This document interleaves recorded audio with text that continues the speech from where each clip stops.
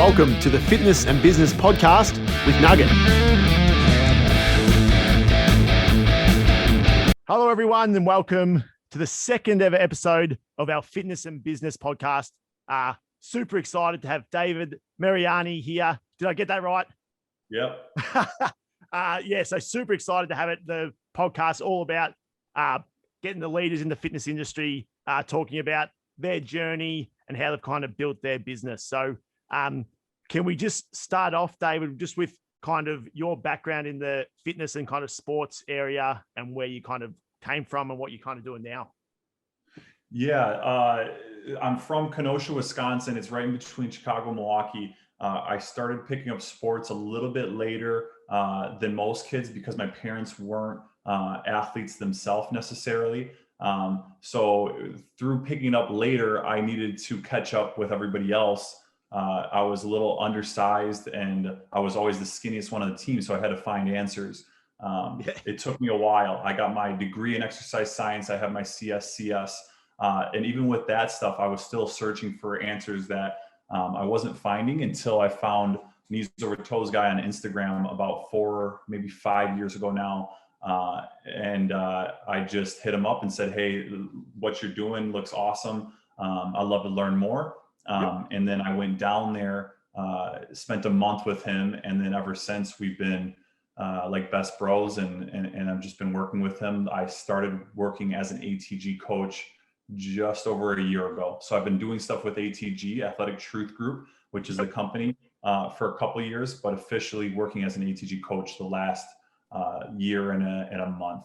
Yeah, awesome. We'll touch on the ATG stuff and all that sort of thing because it's like, as I was saying before, it's awesome the sort of stuff you're doing. That like I can't tell you how many people in my life complain about knee pain and that sort of thing. So I know, and I'm only kind of new to like the ATG system and that sort of thing. And I'm trying to give them some exercises and that sort of thing just to try, and I don't know too much of it. So it's bloody awesome. But touching on the sports stuff, what kind of got you into sports? Was there like did you have certain idols or like how did you kind of fall in later on into the sports?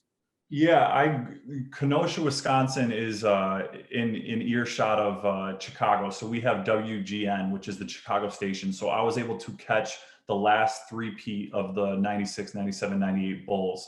So that really got me to a point where I didn't know anything about basketball before that. But then after that, I knew that I wanted to play basketball. Bulls mania, yeah. We had Luke Longley, that's our boy. That's our claim to fame in Australia. Yeah. Love Luke Longley. And then, so when did you kind of realize, as you said, that you kind of were looking for the answers, but when did you kind of realize that you needed you needed those answers as a player? And then when did you kind of say, sit down and go, all right, this is what I want to do with my life type thing?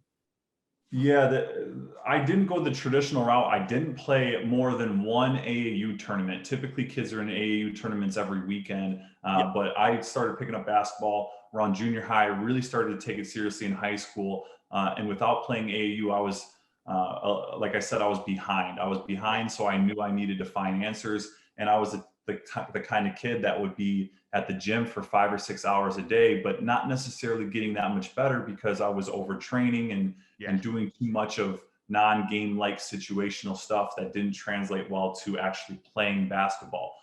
If you left me open and you were giving me a perfect pass, I could shoot the ball really well, but then in games, sometimes it would be really streaky. You know, I set records in my high school for shooting from 3-point. I had most 3-point field goals in a game. I think that was 10. And then I had a record. I think I have a Wisconsin State record. It still hasn't been brought to light, but I had 68 or 69 free throws made consecutively over the span of 7 games.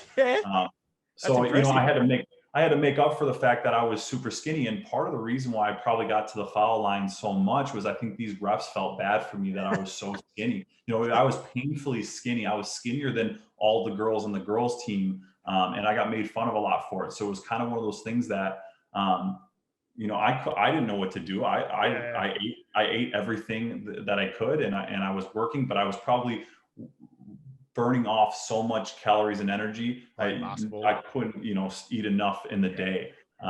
So, all that kind of led me to a trainer in my local area, a girl, I forget who she was. I trained with her once, but when I trained with her, we did strength work, and I realized, hey, I don't know any of this stuff. So I needed to learn it. And then, when I got into college, I was still playing behind. I went to a D2. I didn't play a single minute because I was so far behind. Once again, I was the skinniest guy on the team. I think I went into college ball at like 6'3". I'm 6'5" now. I went to college 6'3" and 145, 150 pounds. So I was tiny. And the school, Cedarville University, was too good for basketball for me to play. So then I spent 2 years there, and I transferred to a D3 and ended up playing there in the Chicagoland Conference. And I did well my senior year, but it was all just off of hard work. I didn't start finding answers that I would use myself until after college. Yeah, for sure. So because I was going to ask you, with like kind of the high school, is that Is that year 7 to 12, or is that a bit? It's 9 through 12. Middle school is 7, 8, and then elementary is kindergarten, K through 6. And what's their kind of their? Because I assume, I not knowing too much, I know a little bit, but like, what's their kind of strength? Do they do any strength training like when you're at high school? Is there none of that? Yeah, that all depends on what high school you go to. I went to a small private school, and there was nothing set up.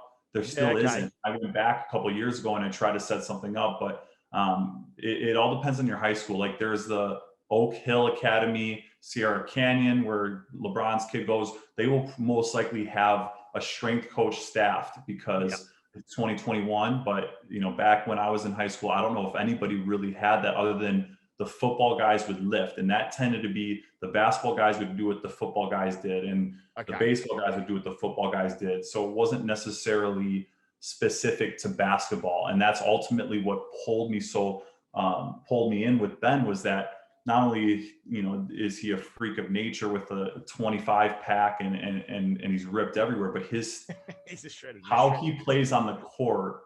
It's hard to do it justice, even with a video, until you see it in person. If you're on court with him in person, I went down there for that month, and he was beating NBA guys like it was nothing. And so then I knew, I knew before that I was onto something. When I went down there, I knew, hey, this is a next level, not just for the KOT or the ATG training, for the strengthening from the ground up, but also the basketball side of things. He's one of the best basketball skills instructors I've ever seen. And he doesn't even market that he does that. Yeah, okay. Because that's what I was thinking.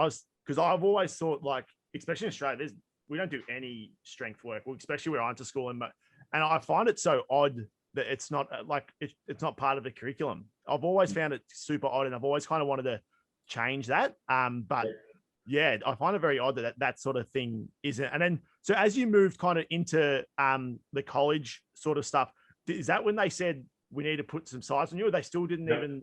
Is that what kind of happened there? Yeah, they told me that, when they were recruiting me, they said, you're completely undersized. You need to start putting on weight now. And I just couldn't for the life of me. So by the time I got there, 145, 150, there wasn't much that I could do as far as keep up with the guys. I think we had 3 guys from the Jamaican national team on our college team, and these were full grown 22, 24, 25-year-old men. And I'm 17 going into college at 145, and I just couldn't keep up. Yeah. And I find it so, like, when they said you need to put weight on, did they give you any program? Would they tell you how to do it, or was just you need to put weight on? Yeah, they gave us the strength program, and then they gave me like some nutritional advice, but it was really more of the high carb, and I didn't do well with high carb. You probably burn it so much.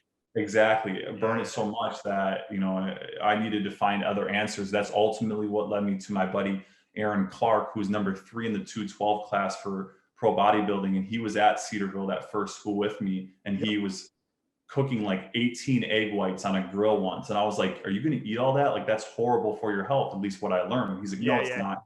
Some of this science is old and outdated and that's not necessarily correct. So he's like, just follow me around for a little bit. So I started following him around, and I was able to put on some size. And then through that, I was about 18 when that happened. Then guys from the team started asking like, well, how did you do that? So then I started training as an 18-year-old with no certification, no education, just kind of based off of, okay, this has worked for me. This is my experience. Just work out with me. And if it works for you too, that's great.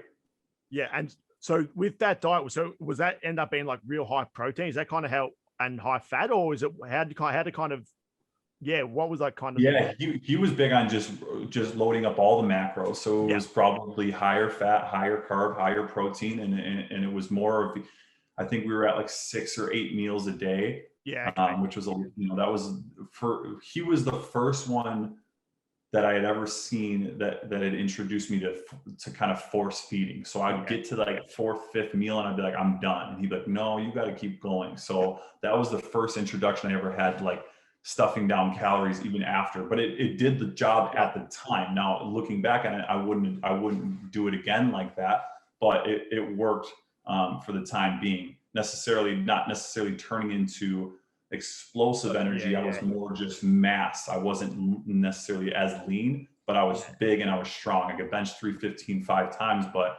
I had not strengthened from the ground up. So I couldn't squat 185, but I could bench 315 5 times. So I needed to still, leaving college, to find answers. Yeah. Have you do you know I think it's Stan Efferding? Is that him?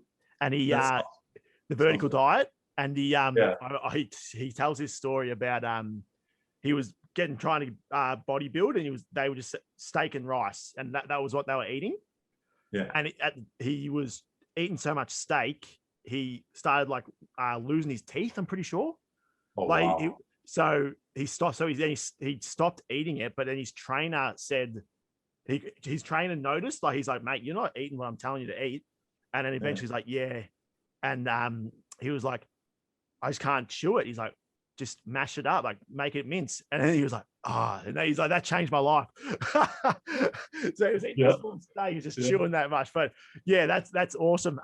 So then moving on. So after college, or maybe can you explain a little bit about, as you said, like the difference between kind of the training you were doing where you were putting on mass, but it wasn't translating onto the court, and to what you kind of learned and what you're doing now. So look, not what you're doing, like you were obviously, for people out there that's kind of, they're looking at trying to train more like an athlete than like a bodybuilder, maybe. Yeah, and that's kind of what it was the first school. It was some like cleans and presses that were athletic, but then it was more bodybuilding. And then when I got to my D3, there was actually no strength program set up there. So my first year there, I was the only, and I probably still am one of the only in existence, players that was also strength coaching for the whole team, which I don't think that's even legal.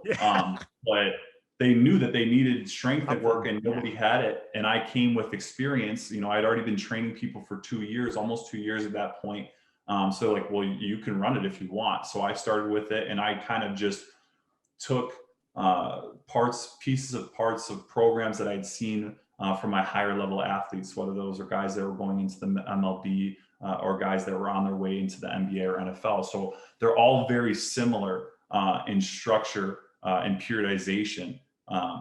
They're very much like a powerlifting or a bodybuilder type schedule. And if you're going into bodybuilding or powerlifting, that's great, do that. But yeah, for sure. It wasn't necessarily turning me into a better athlete. And that I didn't really find until I came across Ben. There was a guy before, Cal Dietz, who's at University of Minnesota.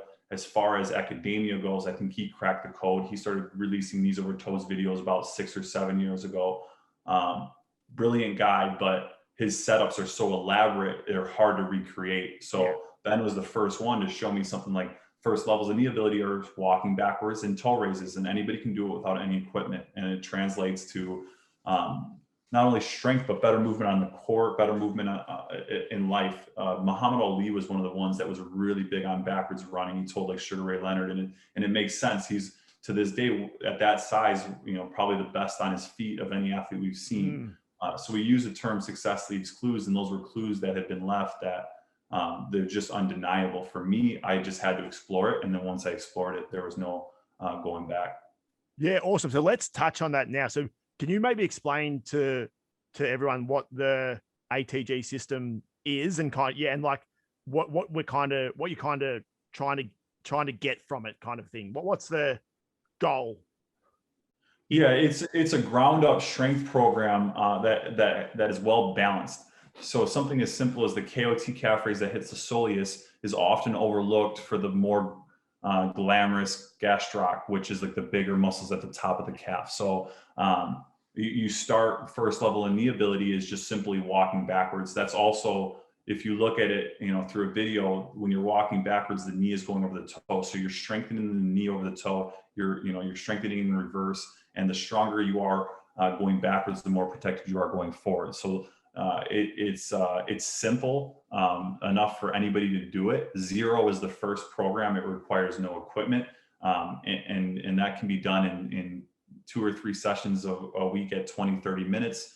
And that's really what it is it strengthens from the ground up. The tibialis is what I've gone viral for on Instagram. Those are the videos that have helped grow my account. That's the muscle in front of the calf, the shin muscle. And in 2021, there's still no scientific research done on how strengthening it affects performance. Maybe soon that study would come out, but at this point, for me, it was a situation where I couldn't wait around for 15 to 20 years for whatever Ben was doing to be considered scientifically correct. For me, it was, I needed answers right away. I had spent a year without touching the court because I had dealt with Osgood Slaughters, I dealt with shin splints, ankle sprains, I tore my meniscus in college, and nothing had healed me. So I was trying to play with my athletes that I trained, and I had to tell them for over a year, no, I can't play with you. And that was probably the hardest time, but it would ultimately led me to Ben and Knees Over Toes and ATG down in Clearwater, Florida. Yeah, awesome. I actually got my brother doing the just like tibialis raises the other day, and he was like, "What are we doing?" I'm like, trust me, mate. Trust me. Yeah. They were good. Yeah. So you got into that, and like so where are you kind of located? And do you do most of your programming online, or do you like have a site you go to, or how's it kind of work? Yeah, that's atgonlinecoaching.com. So the online program came out about almost 4 years ago, and I was one of the first 5 online members. And I was just, what I started doing with my athletes in my area, I trained over 1,000 athletes in person in my area. What I started to do was just throw them on the program. All right, sign up for the program. Sign up for the program. It's only $25 that first month. So if you try it out and you don't like it, just cancel it. You've only spent $25. And they just all loved it. So I just kept throwing athletes on it. Now everything is completely online. We don't have the ATG in Clearwater, Florida anymore. It's just online. But what I do is I go around the country and I kind of help the super elite athletes with the program, because they tend to mess up the program. The kids tend to sponge it. They tend to get it right away, and then they don't mess it up. What we've seen is 9 out of 10 guys usually mess up the program because they're ego lifting. So they won't regress the movements to their level of ability. They'll over lift and they'll mess the form up. The girls, 9 out of 10 of them, they'll get the form correct, but they're too afraid of getting bulky because that's what people have told them that will happen if they lift heavy. So they will always underachieve. So it's you gotta, it's hard, especially even for me. It was hard to be like, okay, with my split squat, the ATG one, I wasn't able to get flat ground until well over a year on the program. For me, it was like, I'm used to being a good enough athlete to be, keeping up with my pros. I didn't want, at first it's a humbling experience, basically. It's very humbling to regress that. I could imagine trying to tell someone, let's say, who's been, squatting, 140 kilos, whatever it is, 315, like nah, mate, now we're going to strip it right back and you're not going to use any weights. They'll be like, nah. Yeah. You'll lose people right away if you tell them, hey, the first 12 weeks, you're going to be on zero with no equipment. You'll lose people right away. But the cream always rises. The ones that, that need the program the most, they'll all ultimately surface and you'll see the results with them.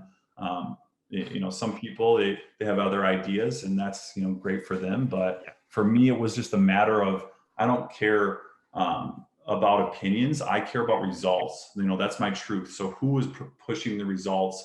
And that was ultimately Ben. When I found him, had more results than anybody I had known. I had trained over 1,000 athletes. I had gotten great results in my hometown or my area, but that was based off of working predominantly with younger athletes. And the younger the athlete, the more you can do kind of any training and get positive results. That doesn't mean you're getting the best results. So, that's really what drew me to Ben. Was his results were undeniable. There was no fluffing the records. He was, legitimately pumping out these results, whether it was the younger athletes like myself or all the way to the pros.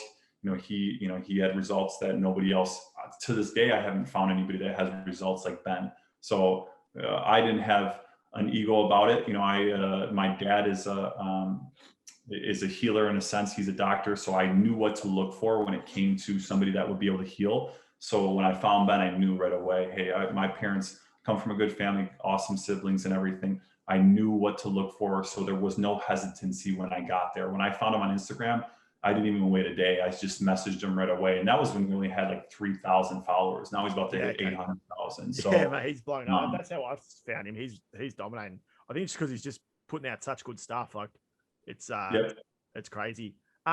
Another term that I kind of heard through Ben and yourself is the like strengthening through like the stretched muscle, and kind of how that has, because I used to stretch, like I'm real tight. I feel like real tight all the time and that sort of thing. But doing like the rounded back, the Jefferson curl, that sort of thing, and just like the hip, like the ATG split squats for your hip flexors and that sort of thing.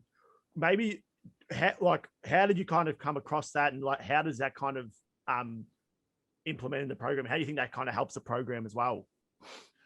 Yeah, a lot of Ben's the coaching he got was from Charles Poliquin. So he learned under Charles Poliquin.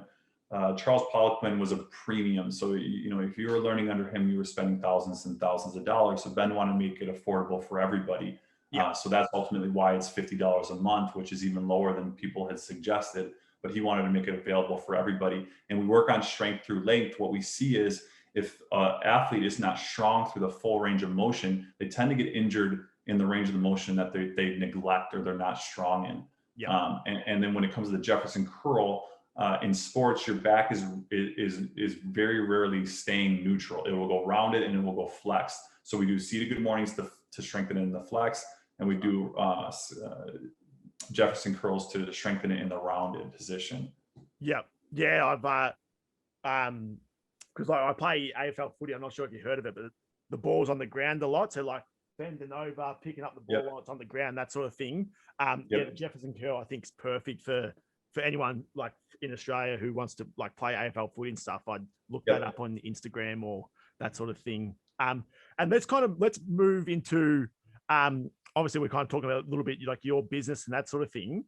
When did you start like your Instagram account and all that sort of stuff? And would you say like consistency has been the biggest play, or like you just kind of got viral through the tibialis, right? Like how's it you kind of grown that side of things? Yeah, I used to have a company called Most Performance, and that's what I was running before I met Ben. And I had done social media, Instagram was kind of the only one I did, but I wasn't consistent with it. I knew I had something because I was at 2,000 or 2,500 followers, and I had put out a tibialis video that ended up doing, I think, like 300,000 views. So for my follower count, I knew I had something, but I didn't know exactly what it was. Ben says that I have the best all natural performance enhancing free legs. So he was always big on pushing that. And then about just over a year ago, I started to take the social media a little more seriously. So the Instagram, I started posting every day, 1 post a day, 10 to 20 stories a day. And that's ultimately what helped me grow, was the combination of my legs, the work I put in, but then also the consistency of the post.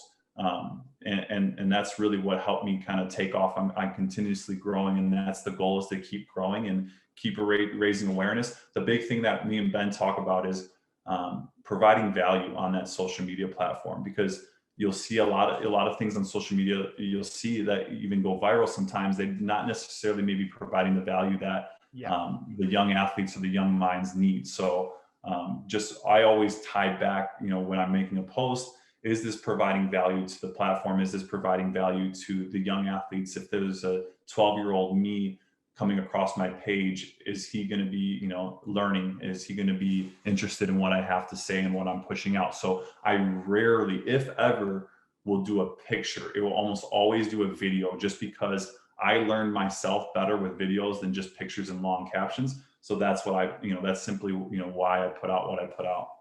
Yeah, awesome. Man. That's awesome. Some of the stuff I was watching, like all the stuff on your Insta account.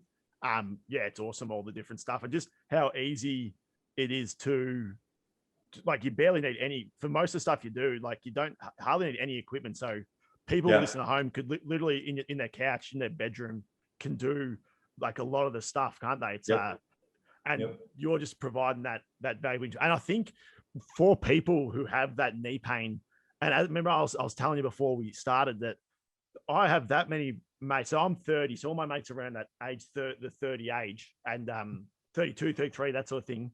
They all complain about their knees. But they all think it's just kind of part and parcel of life. So that's why, like, when I found out you guys, I'm like, this is going to change everything, because you just, especially just for the not like an athlete who just wants to be the height of their careers and that sort of thing. It's just like for everyday people who just want to pick up their kids, walk up the stairs pain free, all that sort of thing as they progress on their life. It's it's bloody awesome. So thanks for doing that sort of stuff. It's been huge for me and for people close to me. So thanks for posting that stuff. Awesome. And then let's moving forward, where do you see yourself going with all this, and what's your kind of plans with your, like, the business and that sort of thing moving forward? Yeah, so I'm going to continue to stay on the path I've been on, for, this has almost been 15 years now of doing in person. So I'll do the ATG coaching online because it's pandemic proof. So whether we lock down over here again or not, that will still be available. But the in-person is really where I feel the most at home. That's my comfort, is just going around and training people in person. Now, long term, at some point, I will probably introduce basketball biology equipment, whether that's a basketball biology shoe. I'm talking to somebody that left Jordan and Nike brand, and we're trying to figure something out.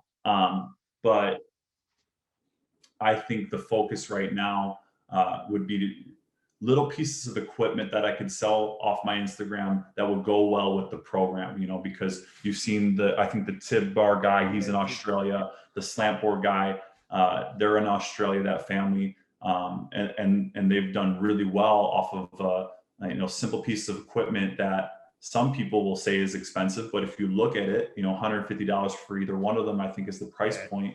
A lot cheaper than $5,000 for one of these cable machines that you'll see in almost every gym. So I think the education on what equipment costs is just a little off. So you see people on Instagram say, oh, that's just, you're pumping out content with super expensive equipment. It's like, well, no, the majority of what I video is with equipment that almost anyone can afford. So that's another thing, I would like to do with basketball biology, is equipment that would enhance the program that's affordable.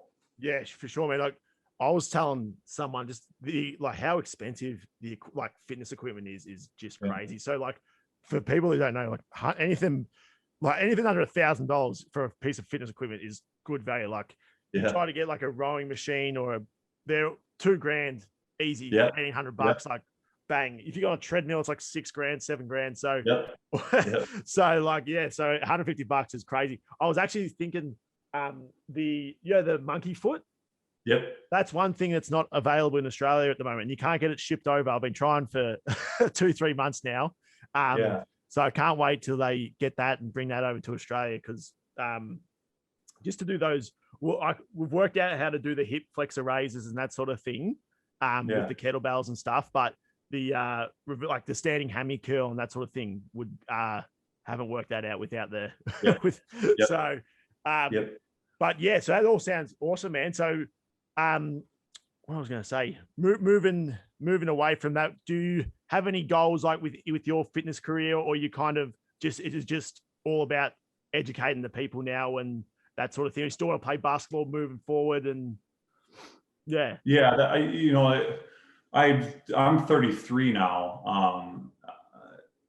I don't play as much, but I've flirted with the idea of trying to go pro because of how unique it would be for somebody to not play for how many years and not really play competitive for well over a decade, to then try to to attempt to go pro. When I play with my guys that I train in the NBA or guys that are overseas, I do very well, especially recently. I've been on the program for over 3 years, and every week that passes that I'm on the program, I'm getting that much better, and I'm moving without pain. And there's something there. I don't know if I will push that as much, but one of my biggest goals of the last 5 years was to work with Ben and align myself with Ben and ATG, and I was able to do that. So I'm kind of living out one of my goals, one of my dreams, and being able to provide value to these young athletes, especially the 12-year-old me's that needed it.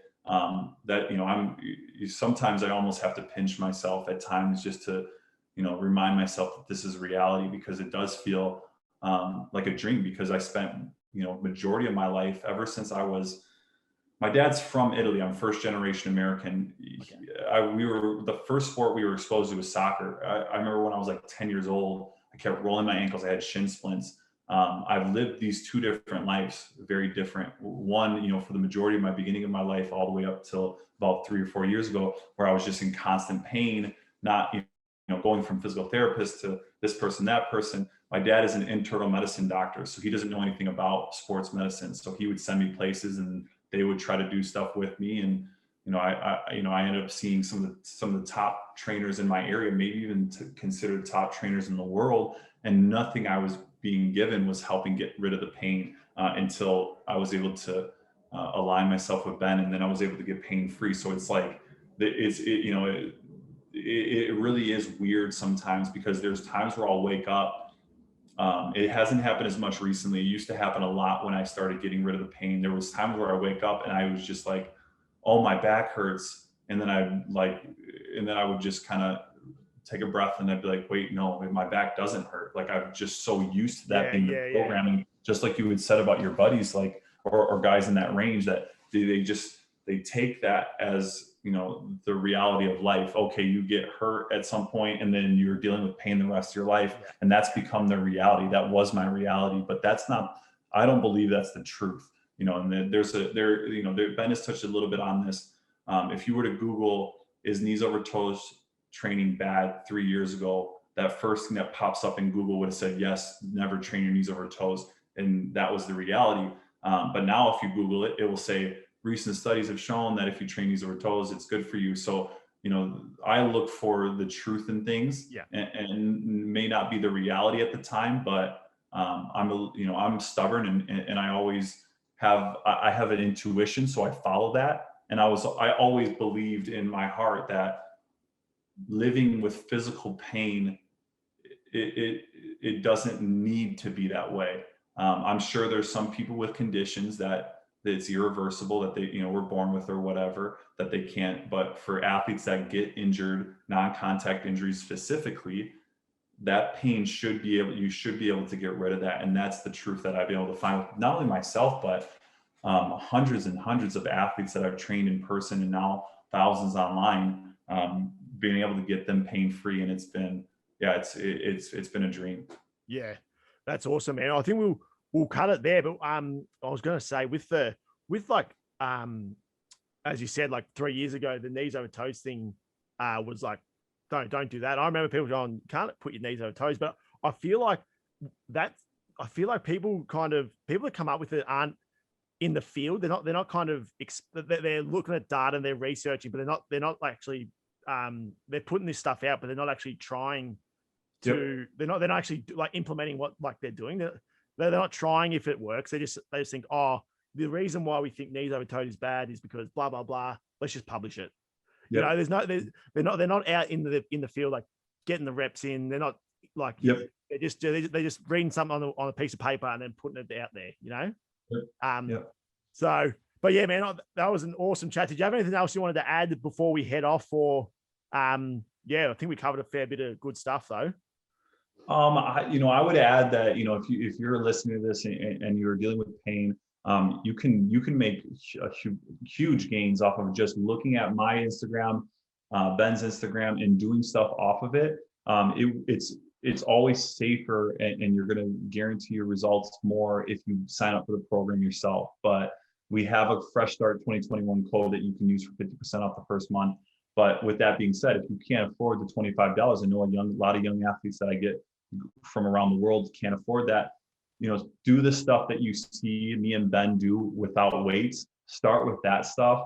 And in between the YouTubes and the Instagram, we have the whole program out for free. But with the coaching, that's what we're charging for, is the coaching, just because there's just not enough time to coach through the Instagram and everything. So whether you're dealing with pain or you want to get serious, I would look for the program yourself, or finding somebody in the area that is an ATG coach or an ATG certified, because a lot of people say they know the program, but unless they're, like you said, like you touched on, unless they're actually doing the reps, they won't be able to share the true experience of what it's like to get rid of the pain themselves. Yeah, awesome. I'll put all the details, yours, Ben's, and all that in the description when we get this out. Do you know, just the last one, do they have any Australian ATG coaches at the moment? I believe so. I know Ben's following is massive in Australia. Mine's starting to grow. So India and Australia are the two countries for me that are the biggest outside of United States, because you can look at that on Instagram. Yeah. So I want to say that I know Keegan was over there. I don't know if Keegan's still in Australia. He might be on an island by Australia. He's the ATG mentor on Instagram, but I would be surprised if there wasn't an ATG coach over there. I think we have 50 coaches. Do you have like now. a website or like a do they can go to maybe like check, or like I think on the atgonlinecoaching.com you can look at the coaches and see. We will be releasing the Find a Fam feature, which is on the app, in the next couple of weeks, and through that, then you'll be able to see where your ATG coaches are, where your ATG members are, in all that stuff. Because going backwards in the park or on a treadmill, doing the split squats where you're basically like full spread, it can be kind of daunting at times. So when you have people that are doing it together, it's a lot easier, and it's a lot you can become confident in a lot quicker than if you're just doing it on your own. But if you are doing it on your own, use it as a mental strength exercise, because that's the nice thing is if you're going backwards, not only you're strengthening your knee, but you're strengthening your mind.